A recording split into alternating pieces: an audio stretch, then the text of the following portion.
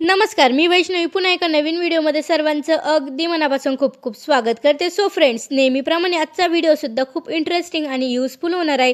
त्यामुळे व्हिडिओ शेवटपर्यंत बघा आणि आवडल्यास आपल्या मित्रपरिवारात शेअर करायला विसरू नका. तर बघा, आपल्या घरामध्ये प्लास्टिकची बादली खूप जास्त घाण होत चाललेली आहे.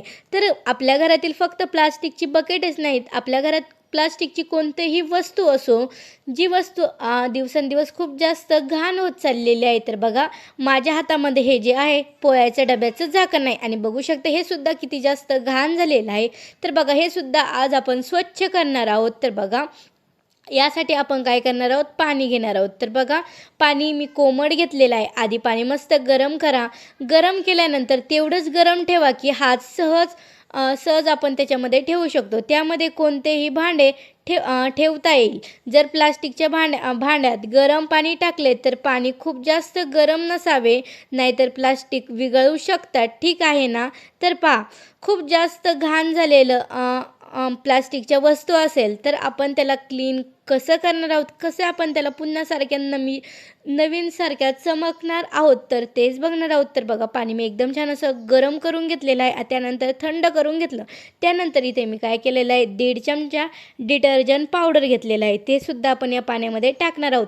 आता डिटर्जंट पावडर तुम्ही जे डेली यूजसाठी यूज करत असाल ते डिटर्जंट पावडरचा सुद्धा तुम्ही ते यूज करू शकता. आता आपण याला एकदम छान असं मिक्स करून घेणार आहोत. सो फ्रेंड्स, व्हिडिओ जर आवडत असेल तर व्हिडिओला लाईक करा. तुम्ही जर माझ्या चॅनलवर पहिल्यांदा आला असेल तर चॅनलला सुद्धा सबस्क्राईब करा. आणि हो, तुम्ही हा व्हिडिओ कोणत्या गावातून किंवा कोणत्या शहरातून बघत आहात हे सुद्धा मला एका छोट्याशा कमेंटमध्ये नक्की कळवा, जेणेकरून मला सुद्धा समजेल की माझे व्हिडिओ कुठे कुठे पोहोचत आहे आणि सोबतच तुमचा आभार देखील मानता येईल. तर बघा, अशा प्रकारे डिटर्जंट पावडर एकदम छान असं विरघळून घेतलेलं आहे. आता यामध्ये आपण अजून एक वस्तू टाकणार आहोत. ती वस्तू कोणती, तर ते आहे आपला बेकिंग सोडा. इथे मी साधारण 1 चमचा बेकिंग सोडा घेतलेला आहे आणि तो सुद्धा मी यात एकदम छान असा मिक्स करून घेतलेला आहे. बघा, बेकिंग सोडा टाकल्यानंतर पुन्हा आपण याला एकदम छान असं मिक्स करून घेणार आहोत. तर बघू शकता, अशा प्रकारे आपण हे जे पाणी आहे एकदम छान असं मिक्स करून घेणार आहोत. तर बघू शकता, अशा प्रकारे आपलं जे पाणी आहे एकदम छान असं मिक्स झालेलं आहे आणि तुम्ही बघू शकता आपल्या जे पाणी आहे त्यामध्ये या प्रकारे हलकेसे बबल्स यायला सुद्धा सुरुवात झालेली आहे. तर बघा, ही प्रोसेस करताना तुम्हाला नेहमी गरम पाण्याचाच यूज करायचा आहे. मग सगळी घाण चुटकीसरशी निघून जाईल. प्लास्टिकची कोणतीही वस्तू तुम्ही अगदी नवीसारखी चमकदार करू शकतात.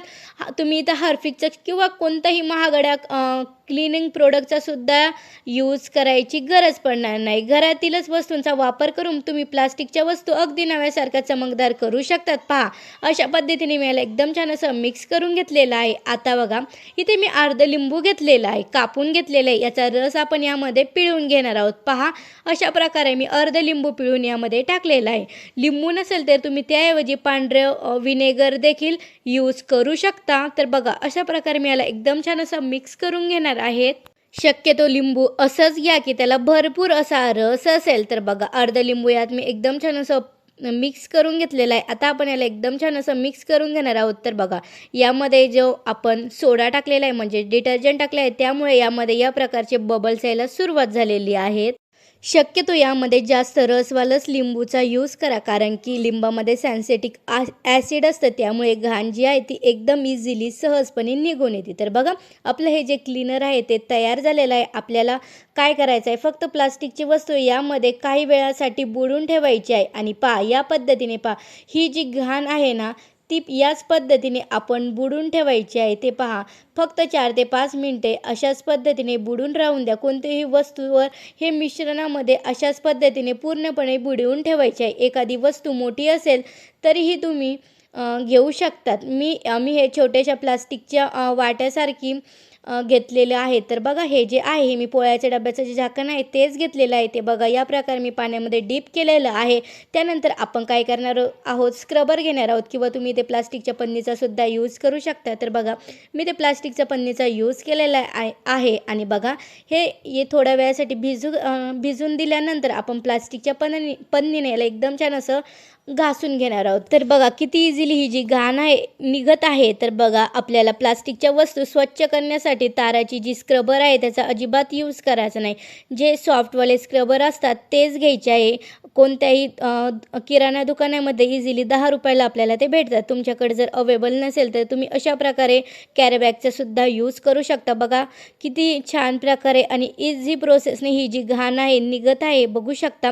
याच प्रोसेसने आपल्याला बाकीच्या वस्तूसुद्धा क्लीन करायच्या आहे. तर बघू शकता आपलं जे पोळ्याच्या डब्याचं झाकण आहे अगदी नव्यासारखं चमकदार झालेलं आहे. फक्त आपल्याला काय करायचं आहे, हलक्या हाताने याला घासायचं आहे आणि बघू शकता आपलं जे झाकण आहे अगदी नव्यासारखं चमकदार झालेलं आहे.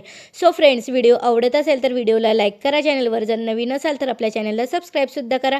आणि हो, तुम्ही हा व्हिडिओ कोणत्या गावातून किंवा कोणत्या शहरातून बघत आहात हे सुद्धा मला एका छोट्याशा कमेंटमध्ये नक्की कळवा, जेणेकरून मला सुद्धा समजेल की माझे व्हिडिओ कुठे कुठे पोहोचत आहे आणि सोबतच तुमचं आभार देखील मानता येईल. तर बघा पोळ्याच्या डब्याचं जे झाकण आहे ते मी एकदम छान असं स्वच्छ करून घेतलेलं आहे. तर बघा हे एक मी वाटी घेतलेली आहे. म्हणजे रेसिपीचे व्हिडिओ मी जेव्हा काढत होते तेव्हा मी ही वाटी घेतलेली आहे आणि बघू शकता ही सुद्धा किती घाण झालेली आहे आणि ही सुद्धा स्टीलचीच आहे.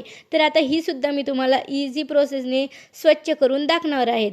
तर बघा अगोदर ज्या प्रोसेसने आपण ते पोळ्याच्या डब्याचं झाकण स्वच्छ केलं त्याच प्रोसेसने आपल्याला हे स्वच्छ करायचं आहे. तर बघू शकता अशा प्रकारे आपल्याला याला काय करायचं आहे, पाण्यामध्ये डीप करून ठेवायचं आहे. बघा हे पूर्णपणे ह्या जे पाणी आहे ते आत बसत नाही, त्यामुळे मी बघा या प्रकारे याला अर्धा अर्धा डीप करून ठेवत आहे. अशाच प्रोसेसने मी दोन्ही साईडने याला डीप करून ठेवलं.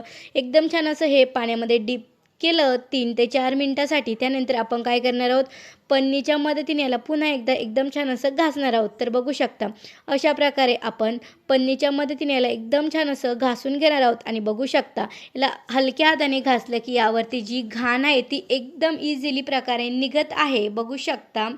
सो फ्रेंड्स, व्हिडिओ आवडत असेल तर व्हिडिओला लाईक करा आणि सोबतच तुमच्या मित्रपरिवारात शेअर करायला विसरू नका.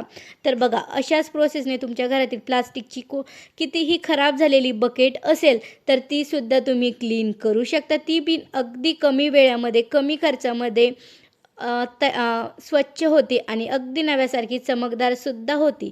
तर बघा अशा प्रकारे आपली ही जी वाटी आहे तीसुद्धा एकदम छान अशी मी क्लीन करून घेतलेली आहे, तुम्ही बघू शकता. सो फ्रेंड्स, अशाच पद्धतीने तुम्ही बाकीच्या वस्तूसुद्धा क्लीन करू शकता. तर बघा आपण जे पाणी उकळून घेतलं त्यानंतर आपण डिटर्जंट पावडरसुद्धा यात मिक्स केलं होतं. तुम्ही या प्रोसेसच्या ऐवजी जेव्हा आपण पाणी गरम करतो त्यावेळेससुद्धा तुम्ही त्या डिटर्जंट पावडरसुद्धा मिक्स करू शकता. त्यानंतरसुद्धा तुम्ही त्याला उकळून घेऊ शकता. दोन्ही प्रोसेसने तुम्ही हे जे आपण क्लीनर बनवून रेडी केलेला आहे ते तुम्ही बनवू शकता. तर तुम्हाला जर माझा आजचा व्हिडिओ आवडला असेल तर व्हिडिओला लाईक करा. तुम्ही जर माझ्या चॅनलवर पहिल्यांदा आला असेल तर चॅनलला सबस्क्राईब करा आणि हो, व्हिडिओ कुठून बघत आहे ते सुद्धा एका छोट्याशा कमेंटमध्ये नक्की कळवा. तर चला इथेच भेटूया पुन्हा एका नवीन व्हिडिओसोबत. तोपर्यंत बाय बाय.